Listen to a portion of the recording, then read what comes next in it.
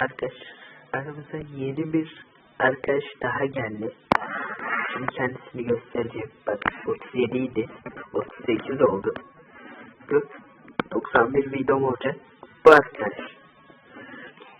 Bazı YouTube'dan bilgilerim geldi. 34 abone oldu size diye.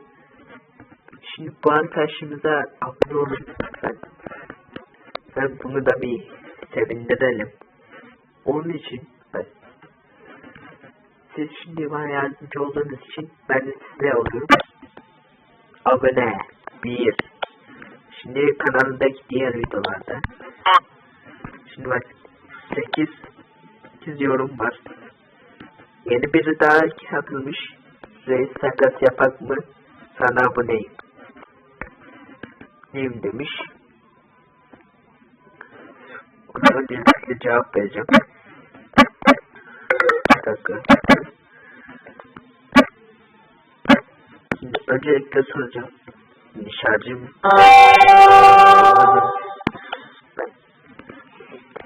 Şimdi ödüllerinizi veriyorum. 1. Bu arkadaş. Şimdi ödülünü verirdim.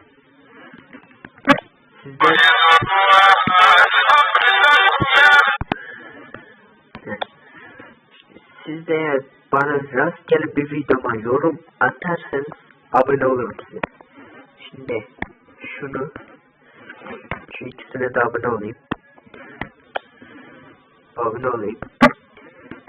Bana yardımcı olun. Ne konuda dersiniz?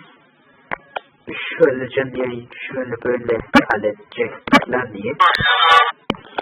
Şimdi bu arkadaşlar yanıt beklerim. Gelirse videoyu çekerim. Reis takas yapak mı sana aboneyim. Ne takas diye sordum. Oha! Beyler siz ne yaptınız? Fark ettim. 1.3 bin.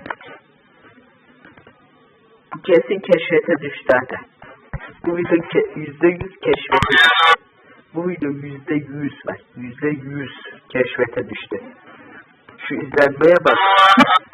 Şu izlenme şaka mı? Bak 26 Aralık. Bugün 23 Aralık. 3 Aralık sonra da özel bir video yapacağım. Kanalıma özel. Çünkü bak 38 abone. Ne de. Şimdi ben size göstereceğim. Neredeydi lan o? Unuttum nereden gösterdim. Kanal işe gitti mi? Neredeydi o? Ben unutuyorum hemen arkadaşlar. Burada. Bak 26 Aralık 2024 tarihinde. Bak ilk videomu gösteriyorum size. Bak hiç uğraşmayın aşağıya kaydırarak. İlk videom Dönerci Efendisi. Sizin haberiniz olsun. İnşallah aboneleriniz gelmiştir. Hoşçakalın. Yorum atıp abone olmaya devam edin. 50 abonede soru cevap.